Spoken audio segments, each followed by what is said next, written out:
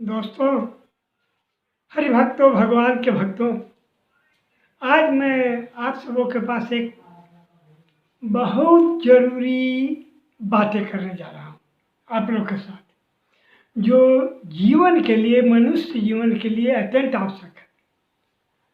और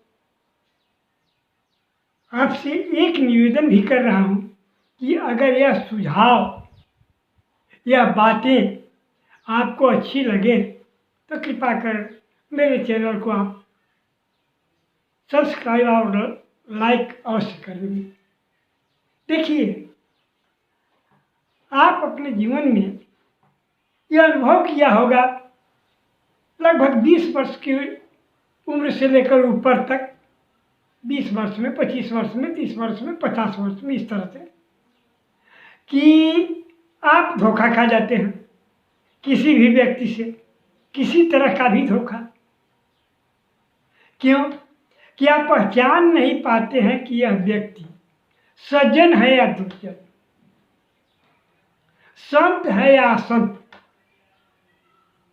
विश्वास करने के लायक है या फिर विश्वासघाती है। अब बस यही आप धोखा खाते हैं, दुखित होते हैं, चिंतित हो जाते हैं। आज इसी बात को मैं आपसे यह बतलाना चाह रहा हूँ कि आप कैसे समझिएगा कि यह व्यक्ति सज्जन है या दुर्जन है, अच्छा है या बुरा है। बस थोड़ा सा बातों पर कृपा कर ध्यान दें। देखिए, हम भी प्रवचन में जाते हैं, बहुत जगह जाते हैं। कोई कहता है पंडित जी हमारे यहाँ रहिए, कोई कहता है कि हमारे यहाँ रहिए, यह मेरा बिल्डिंग है, इसमें लैट्रिन है, बाथरूम है, उधर सीलिंग फैन है, फलना है, सब सुविधा है। मैं इन सब बातों पर नहीं जाता, मैं उसकी बात को परखता हूँ कि मैं वहाँ जाऊँगा तो मुझे दुख होगा या सुख होगा। कैसे परखता हूँ? बस यही भेद तो आपके पास खोल दे रहा हूँ। सबसे बड़ी चीज है कि आप उसकी मीठी बोली पर मत जाइए। वह आपसे बात कर रहा हो या किसी दूसरे से भी बात कर रहा हो, चुपचाप सुनिए। तो आप बेसी नहीं, 1-2 मिनट, 2-4 सेंटेंस वाक्य सुनिए। अगर उसकी वाणी में, उसकी बोली में अभिमान है, घमंड है, तो आप जान लीजिए कि वह कभी भी सज्जन हो ही नहीं सकता। भगवान का प्रेमी होना तो बहुत दूर की बात, क्योंकि भगवान को घमंड से बड़ा चीड़ है। अभिमानी आदमी, घमंडी आदमी कभी भगवान का भक्त हो ही नहीं सकता।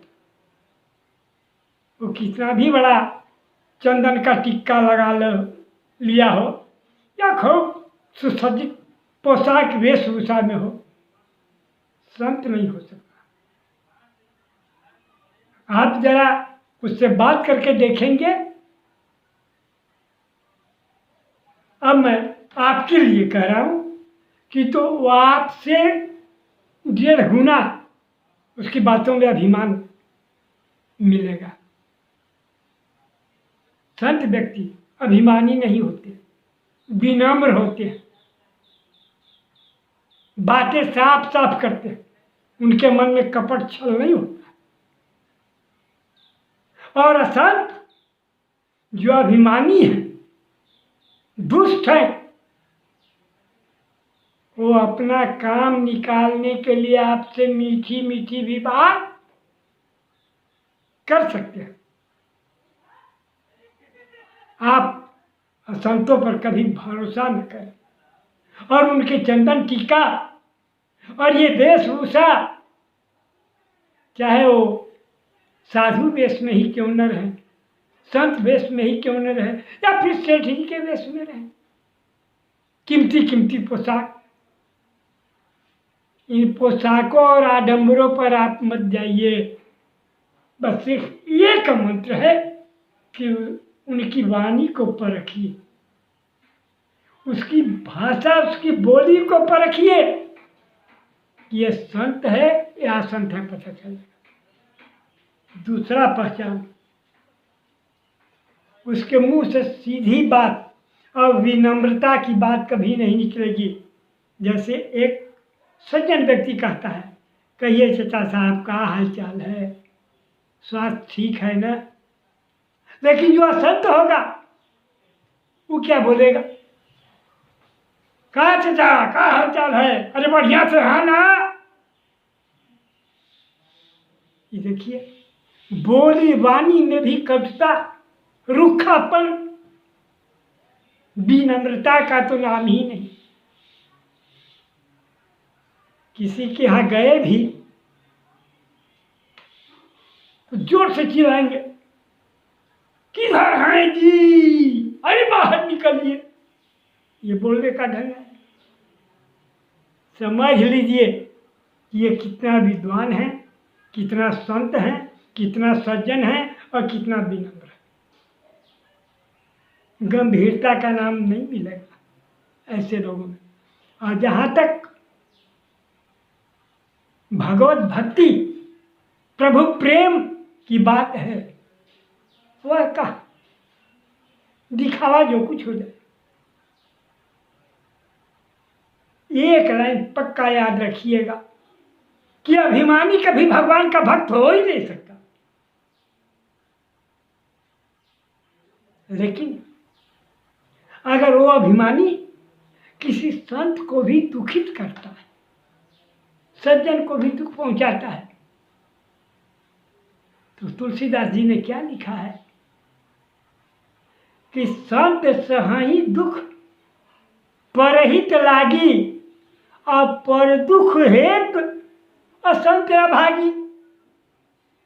बोलो, कहो, जो कुछ कहना है, बोलना है, करना है कर। सर झुका लेता है, विनम्र भाषा में कहता है कि भाई मैं तो दीनहीन दुर्बल हूं। लेकिन असंत क्या कहता है, अरे तुमको खरीद लूंगा, क्या समझता है हम। ये बोली देखिए, उसके लोग खरीदने पहुंच गए। तो यही सब है।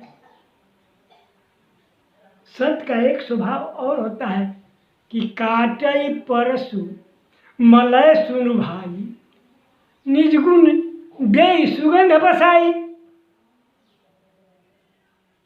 कुल्हाड़ी चंदन के पेड़ को काटता है, काट रहा है, दुखित कर रहा है, लेकिन फिर भी चंदन अपना जो गुण है सुगंध का कुल्हाड़ी में छोड़ ही देता है। अरे आप संत को, सज्जन को दुखदायी बात बोलेंगे, कुछ कष्ट देने का प्रयास करेंगे, कर कर्म का फल तैयार रहता है। आप जैसा बोलेंगे, जैसा करेंगे, आज करेंगे कल पाएंगे। वो आप अपने लिए कर रहे हैं। एक विद्वान ने कहा है कि जो हम लेते हैं वह मेरे साथ नहीं जाता, लेकिन जो हम देते हैं वही मेरे साथ जाता है। आप किसी को दुख देते हैं, वही लेकर जा रहा है। दूसरी बात, मैं अपने उस चैनल में बतला चुका हूँ। ये तो मेरा चैनल है अमृत धारा। मैं अपने कृष्णा चैनल में बतलाया था क्या कि जब यह आत्मा शरीर का त्याग करती है तो दो ही चीज उसके साथ जाते हैं, धन संपत्ति, शरीर तो कुछ साथ जाता नहीं, दो चीज अवश्य साथ जाते हैं। क्या? एक उसका स्वभाव, वो किस स्वभाव का है, किस विचार का है, और दूसरा कर्म।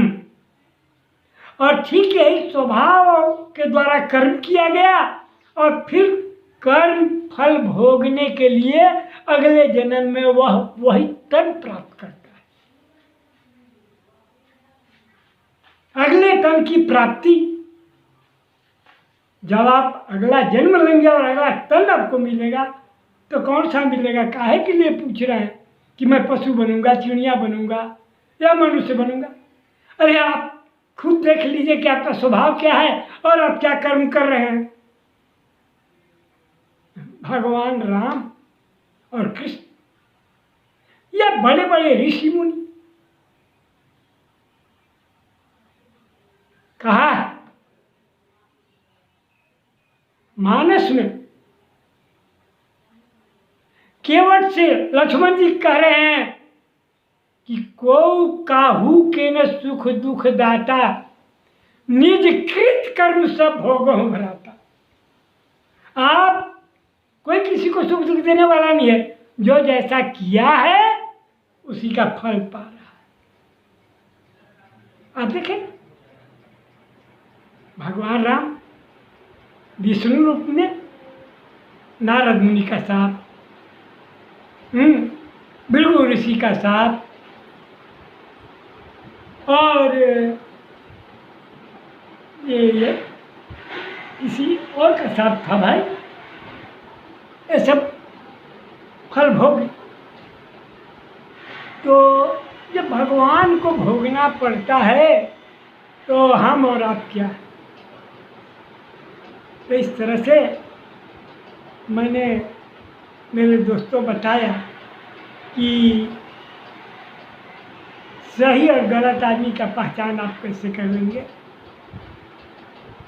आप आचरण पर कभी ना जाएंगे, उसके बोली व्यवहार विनम्रता इसको ध्यान में रखेंगे। आपको 1 मिनट के अंदर चुप ही रहना, वो आपसे बात नहीं कर रहा, दूसरे ही से बात कर रहा है, आप ध्यान से सुनिए उसके बात करने का तरीका, बोलने के तरीका, आप समझ लेंगे कि आदमी चाहे किसी देश में चल रहा। इस तरह से अवश्य पहचान अगर आप कर लेंगे, आप उसके साथ या वैसे व्यक्ति के साथ कभी धोखा न करें।